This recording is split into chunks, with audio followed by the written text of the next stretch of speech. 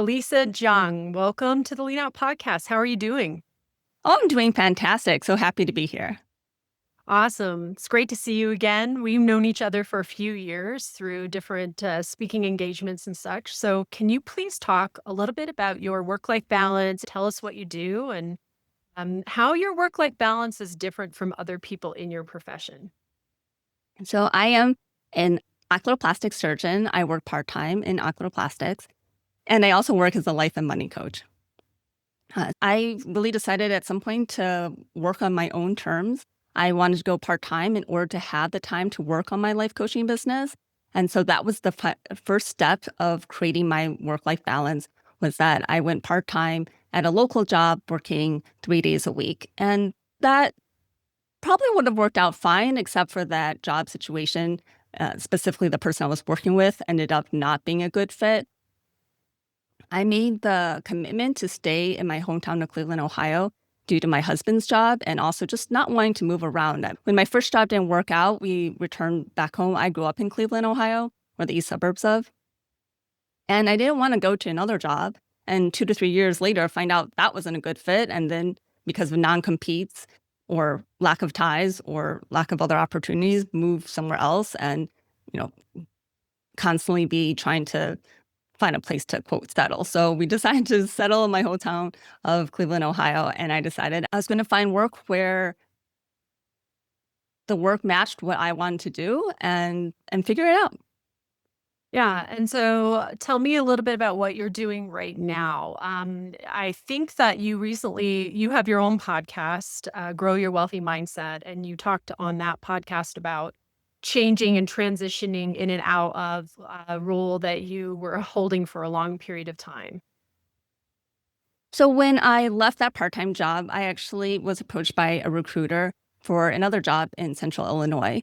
And I, told that recruiter I wasn't interested in moving. And she's like, well, we could work out a situation where you would actually just travel if you're willing to travel.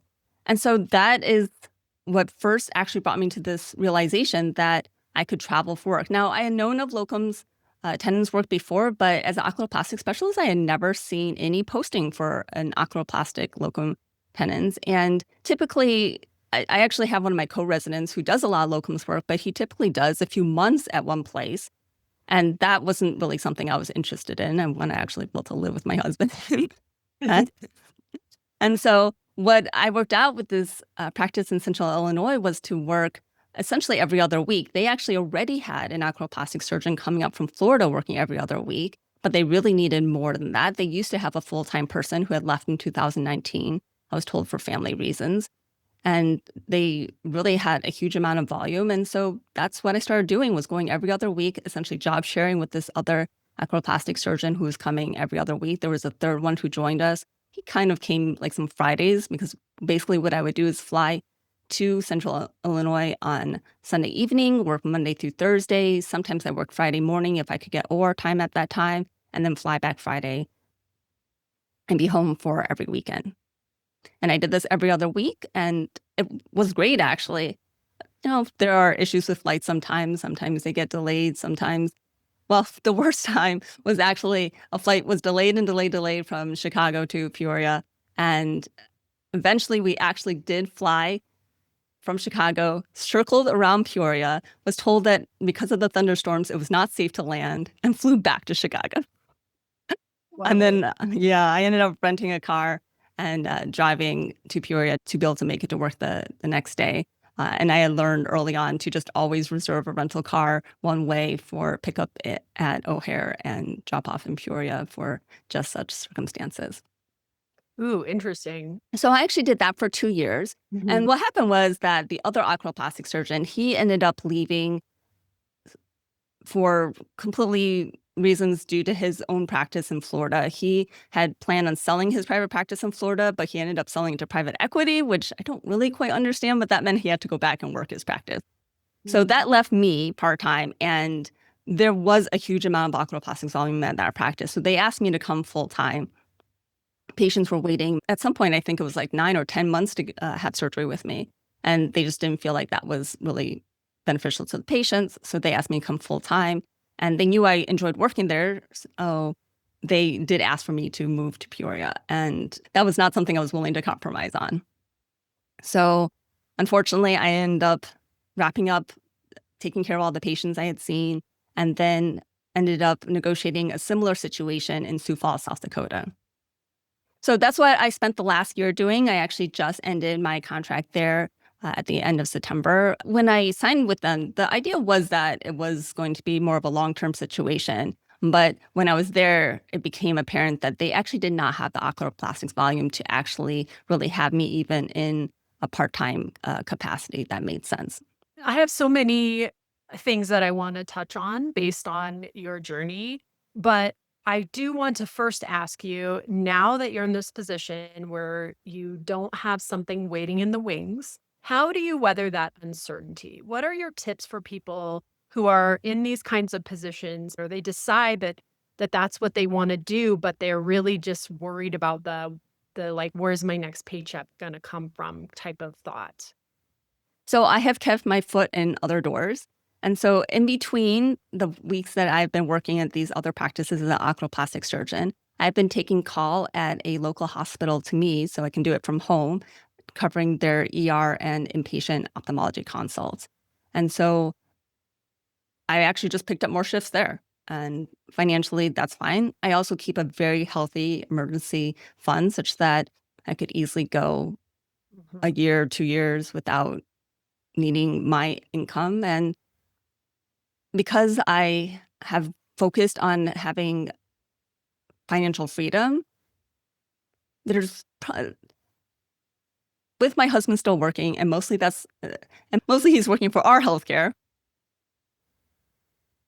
We could, I would say that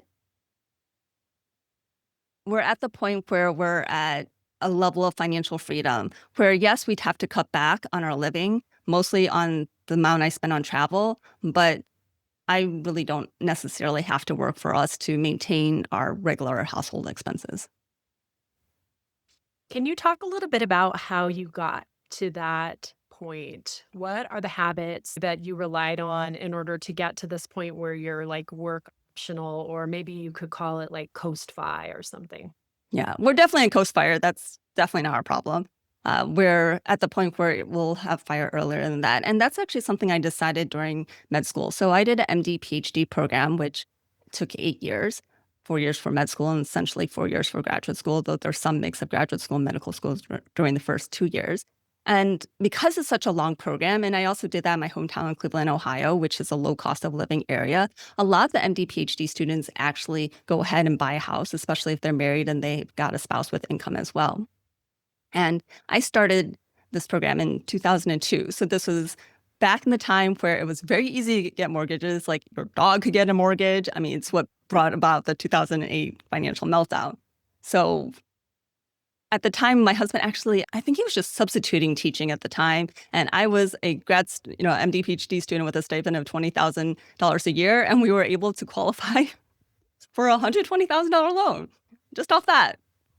And so I started learning about mortgages and in the process of buying the home. And then I started reading about personal finance. And then I started reading about investing. And so I really just started doing that during med school and learning more and more about it. Then during my grad school years, in retrospect, that's probably the first time I experienced burnout. And burnout because of loss of autonomy. I had a PI, a principal investigator, who was very micromanaging and to the point where it felt very stifling, where I felt like I do not want to have to ever work for somebody else. And I knew that as a physician, I could potentially have my own private practice. And so that was something in the back of my mind, but also was in the back of my mind is how do I financially set up a situation where work becomes optional sooner than later? And this was really before I ever heard about FIRE. Like, eventually I heard about the FIRE movement, but it wasn't for years and years after I really started reading all the Susie Orman and David Bach and Robert Kiyosaki and the Motley Fool. And so I just really dived into the whole investment world, started investing in stocks and mutual funds, and then investing in real estate. So I actually finished graduate school like off cycle, and I could have gone back to med school early, but I would have given up a lot of elective time. So I decided to just go ahead and take about 9 months off. And during that time, I actually bought and rehabbed and sold 2 houses. And just hearing about financial freedom and how to figure it out and investing, I laid down a financial plan to be able to retire early by age 55 at the latest. Yeah, it's wonderful. I remember being at a conference and us connecting because we had so many things in common. And one of them was having husbands that are not medical, having a tech background. We both have like a, STEM background, and so do our husbands. And I remember talking to you about taking this sabbatical and you spending the time to really learn about finances and learn about the house rehab and just adding in these other things to your life that bring a richness and fulfill the value that you had of autonomy and make sure that you are in a position where you don't have to go and be beholden to someone else and their schedule and what they want to do. And so, yeah, it's just great that you did that. Any tips for people who are listening for saving or spending flexibly that you followed that really helped you to get to where you are today? So I think it's really about spending on the things that you truly value and really trying to shake off what society has told you that you deserve to have or think you should have or the image that you should portray. There's the idea of the doctor house and the doctor car. I drive a Honda Civic. It's a nice Honda Civic. Like it has leather seats and, seat warmers that I like in the winter. But it's a Honda Civic. It's a very affordable car. I test drove Audis and Mercedes Benz and all the luxury cars after I became an attending. And I just could not fathom paying that much more for something that, to me, a car is just a safe way to get from point A to point B. I don't revel in, I don't know, that kind of luxury. There are other luxuries that I do spend on. I get regular massages generally twice a month. That's something that I feel like is well worth the money to me. And there are other people who don't, right? So really looking at like what is actually important to you and how much happiness does it really bring you. I think a lot of physicians actually grew up with a lot less money than they currently earn, and their families were fine, and potentially very happy. Now, of course, families are all over the place, but there are plenty of happy families that make way less than a physician income. And so, yes, money can buy you things that make you happy, but a lot of times that's temporary. Money can buy you experiences that bring you happiness, and those experiences tend to lead to more happiness. But there's also a lot of experiences that can bring you happiness that really don't cost much at all. So, since we're talking about money, I know that you do some financial coaching for physicians and other professionals. Tell me about why you decided to get into that as a side business. So I first discovered coaching during the pandemic. Peter Kim, who A I've lot of been, people. yes. So I've been following the White Coat Investor and Peter Kim and the physician philosopher. Peter Kim is passive income MD, and Leif Dahleen, the physician on fire, for many, many years. I think starting residency, I mean, pretty soon after they started. And Peter Kim put on the Leverage and Growth Summit in 2020 as kind of a response to the pandemic. And attending that summit was where I first learned about coaching from Sunny Smith, who was one of the speakers of that summit. And after hearing her speak, I started thinking about, well, would coaching be beneficial for me? And she had certified at a life coach school. So I started listening to the Life Coach School podcast. And then the Life Coach School certification came up. And so travel is by far my largest expense. So during 2020, I had canceled essentially all my vacations. And so I actually had a whole lot of disposable income that I wasn't spending and a lot of time that I didn't necessarily normally have. During COVID, the physicians at the hospital I worked at were furloughed, and we were typically only in clinic seeing emergency or urgent patients 1 day a week. So I definitely had a lot more time than normal during that time period. And I actually found life being a lot better during that time period. Now, I was lucky in not being furloughed in that as the only oculoplastic surgeon, I was on 24/7 call. And while that call sucked when I was full-time in clinic as well, it was a godsend at that point because that meant that I couldn't be furloughed. I was still being paid my salary because I was technically working, being on call. So So I decided to go ahead and just do the certification, not necessarily thinking I was going to have a coaching business, but just so I could learn the techniques of coaching more. And I really found that I really enjoyed coaching. And at the time, before the COVID pandemic happened, I was already had in my mind that I was going to leave my hospital job and start my own private practice. And with COVID happening, I was like, well, thank goodness I had not started my own private practice. Thank goodness I did not have a lease to worry about paying when I couldn't see patients and couldn't do surgery, that I didn't have employees to try to take care of. And the prospect of having a coaching business, which is location independent, you can do it anywhere with Zoom, where you don't necessarily need employees or you can have VAs, was really much more appealing than starting a practice. And obviously, medical practice has lots of regulations. Being a coach, the coaching industry, very minimum regulations. And so I decided to go ahead and start that coaching business to have that way of having the autonomy and instead of starting my own oculoplastics practice. Mhm. Okay. And that brings me back to something we talked about earlier, which was being on your own and looking for your own jobs, getting job descriptions to come to you, or like having recruiters call you. I love that you emphasize that you can design your work to be the way that you want it to be. And I really resonate with this because the per diem job that I have that's regular, which of course any per diem job can just end at any time, as we know, and that's one of the downsides. But they called me originally, a recruiter from their particular, it wasn't like a locums recruiter, it was like an internal recruiter from their practice called me and asked me if I'd be interested in working in a different location than where I'm working. And I was like, well, actually, I'm not interested in working there. I'm interested in working at this other location. And then they were like, well, let's see if we can make that happen. And it did. And so I think it goes to the idea of asking for something that is off the menu. So can you talk a little bit more about how you've done that and how it's benefited you? When I first was in fellowship looking for a job, I pretty much just looked at job postings and I did talk to recruiters, but I didn't think about, I guess I probably didn't even know what I really actually wanted. I knew some things, but I knew I wanted to go to private practice and academics, things like that. But I wasn't actually thinking like, oh, could a job be created for me? But I'll take that back for a moment. I didn't want to initially go back home to my hometown of Cleveland. And so because I knew that I wanted that location, I did go around to different practices trying to see if anyone would be willing to hire an oculoplastic surgeon. And I basically just cold called or cold dropped into offices.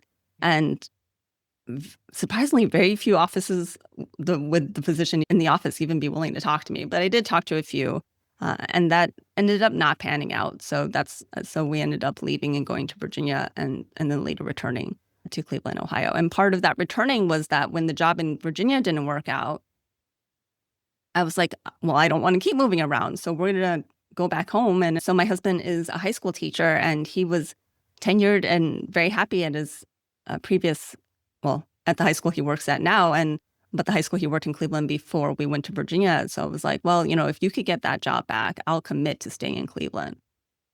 And so that is what happened. And so when I committed to staying in Cleveland, I'm like, okay, well, what are different ways that I can work? And there is, the Cleveland wider area. So at some point, like you can commute further away out of central Cleveland if there's nothing in Cleveland is always an option. But I ended up finding a situation where I could fly to work. And so finding that recruiter or talking to that recruiter opened that option. And then I realized, well, this was a job that wasn't posted. They wanted an oculoplastics person, but I hadn't seen them in any of the, American Academy of Ophthalmology board posting or the Oculoplastic Society posting or other job postings. Like this was a practice that really wanted an oculoplastic physician, and yet they were just using this one recruiter. They weren't posting on any of the job boards. And that made me realize like there could be other practices that want someone like me, but either haven't thought that they could hire someone part-time, because a lot of us physicians do tend to work full-time, or hadn't thought of bringing someone in that would be willing to travel. So that was part of South Dakota, is that all the physicians in the practice that I was at, they were all born and raised in South Dakota or somehow otherwise tied to South Dakota. I mean, some of them might be their spouse that was tied to South Dakota, but they have a very hard time recruiting anyone from outside of South Dakota to their practice. And that is why they were open to having someone fly in and work part-time to relieve their oculoplastics load. Now, unfortunately, again, they didn't actually end up having the amount of volume that they thought they had. And that's partially because one of the competing practices had hired an oculoplastic surgeon just about a year before I started. So that undoubtedly cut into their previous demand for oculoplastics. But one of the things I did this time was there's a Facebook group of women ophthalmologists. And so I just went to that Facebook group and I was like, hey, anyone know of any practice that may want someone to do oculoplastics part-time? Because one of the things about oculoplastics is that it's more of a nice to have than a really need to have. And one of the reasons I like it is more elective surgery. It's not a live or die situation or a blind or seeing type of situation, but it does really improve quality of life. And there are times where it's really helpful if people want their patients to be able to have those kind of surgeries. But there may be a community that can't actually support a full-time oculoplastic surgeon, but could support a part-time. And so from there, I've been able to get connections, and I'm currently in the process of interviewing and talking to different practices who are really interested in having me come part-time. That's great. That's a really good example too of using resources that are available to you, asking for things that you don't see a posting on, and just tapping into your network of people. Yeah, just talk to recruiters because there may be another job that's even better, an opportunity that you would actually really love to have, even if you're totally satisfied at your current position. Right, true. And I think that it really points to the idea also of experiments. Everything that you do can be an experiment. You can try it out, see how it fits. If it doesn't really work out for you, you can go back in some capacity to what you were doing before. It may not be exactly the way that it was, but oftentimes you can go back to a previous place where you worked or, resume a similar role to what you had if you go and branch out. Right. And even when you're doing the job seeking process, of course, you'll interview at multiple places and you'll end up picking one or maybe two, depending on your situation and how you balance things. But you may have more offers than that. Well, tuck those offers to the side. Those offers may still be open in a year or two should you find yourself Yes. in a situation that you're looking again. Yeah, absolutely. That applies to me. I approached the group that I work for now for per diem a number of years ago. They weren't interested in having per diem people, but then they changed their tune after COVID and, various shortages and things. So you never know when people are going to change their policies or their needs change. Yeah, and like in my situation, I'm talking to a practice now that they've had two of their oculoplastics people leave for family reasons. And so I'm sure that they want to rehire full-time people, but in the meantime, they may opt to actually have me come even part-time so that they can continue to offer oculoplastics and not get too backed up. Mhm. Yeah. This is another question related to doing this kind of work. Do you feel it's difficult to deal with business decisions that are made and not take them personally?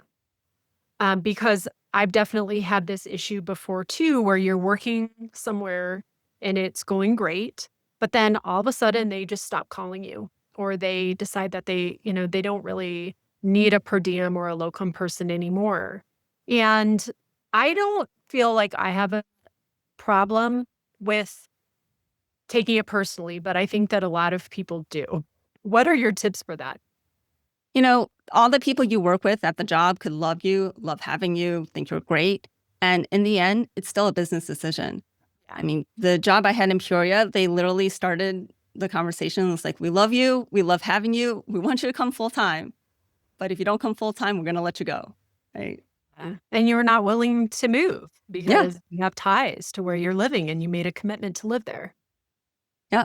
And, I will say that I thought about it. Well, I thought more about like how I could negotiate and maybe still work things out, or looking at what their needs were and what was driving that decision.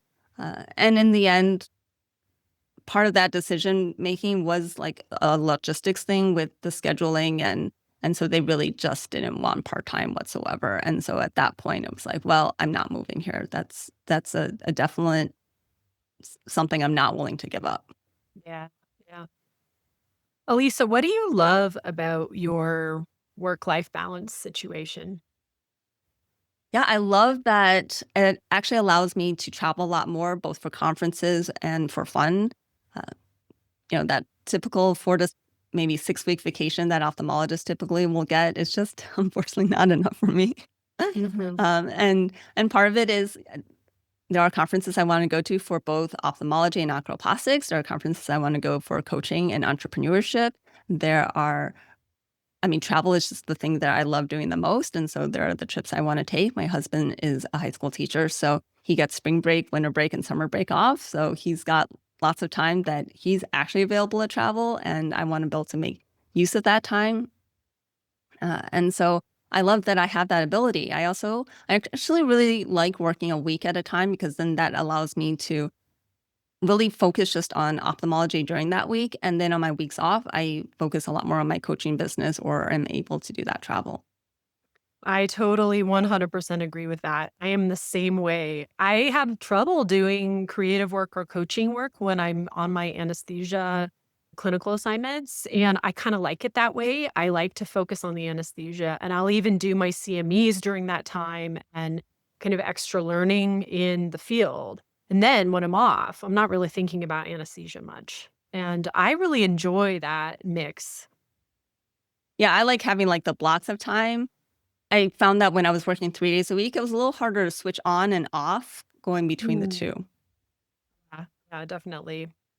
Well, Lisa, do you have any other advice for listeners who are feeling maybe they're on the verge of burnout or feeling stuck, overwhelmed, or like they can't get off the traditional success metrics treadmill? Well, I do think, at least what I see a lot of, is that people are worried about the income and the money by cutting back or by change. And so I just want to go about this kind of two different ways. If you are truly unhappy at your job and you don't see any way to change your current job to be able to make you happy, and you're able to find something new, but you hesitate because you're not sure if you're better with the devil you know or the devil you don't know, well, think about like how we calculate like expected outcomes. So this kind of goes back to, I don't know, high school math, right? So if you think of a coin toss, that's a fair coin toss, 50-50, and someone gives you $2 every time it's heads, and you have to pay $1 every time it's tails. Mm. Well, your expected value is the $2 times 50% minus $1 times 50%. And because that's positive in your head, that's a good bet to take. Well, let's say you've got the situation, these two jobs. You 100% know you're going to be unhappy in your current job a year from now. If you have this unknown job, yes, you could be more unhappy there, but there is a chance that you can be happy there.